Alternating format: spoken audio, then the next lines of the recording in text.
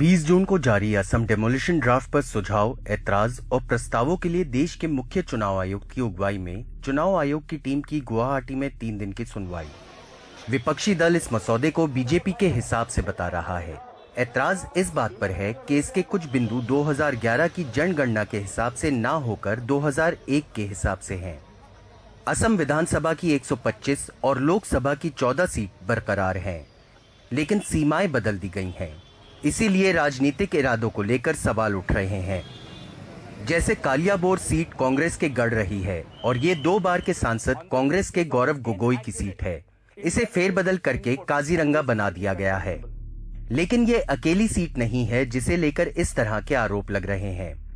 BJP के दिलीप साकिया की मंगलदोई और पलब लोचन की तेजपुर सीट का भी पुनर्गठन किया गया है। बीजेपी के नेता और असम विधानसभा के स्पीकर विश्वजीत दाईमरी की सीट पानेरी और वन मंत्री चंद्रमोहन पटवारी की सीट धर्मपुर के अस्तित्व का भी सवाल पैदा हो रहा है।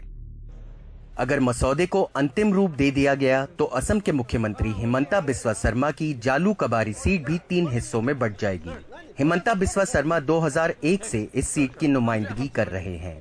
असम में 30 विधानसभा क्षेत्र में उलटफेर हो सकता है और 4 लोकसभा क्षेत्र भी नए रूप में दिख सकते हैं अगर असम का डिलिमिटेशन, असम का जो ड्राफ्ट डिलिमिटेशन निकला है उसके आधार पे हो। There is no discrimination in our party. हमारी पार्टी में परिसीमन के मसौदे को लेकर कोई विवाद नहीं है। हम इसका स्वागत करते हैं। Very much happy because this is a safeguard for indigenous people of Assam. We requested Election Commission of India that as the Assam में परिसीमन रुका हुआ था क्योंकि एनआरसी का प्रकाशन नहीं हुआ है। अब भी वही हालात हैं। साथ ही 2 मामले अदालत में हैं। इसलिए हमारी चुनाव आयोग से गुजारिश है कि वो प्रक्रिया को रोक दें। 5 जुलाई for final hearing. कुछ खामियां हैं। अल्पसंख्यकों और मुस्लिमों से जुड़ी सीटें कम हो गई हैं और एसटी वाली सीटें बढ़ गई हैं। 332 is violated. AIUDF अपने ऐतराज लेकर अदालत जा रही है। कांग्रेस समेत 10 और विपक्षी दलों ने भी ड्राफ्ट को चुनौती देते हुए अदालत की शरण ली है।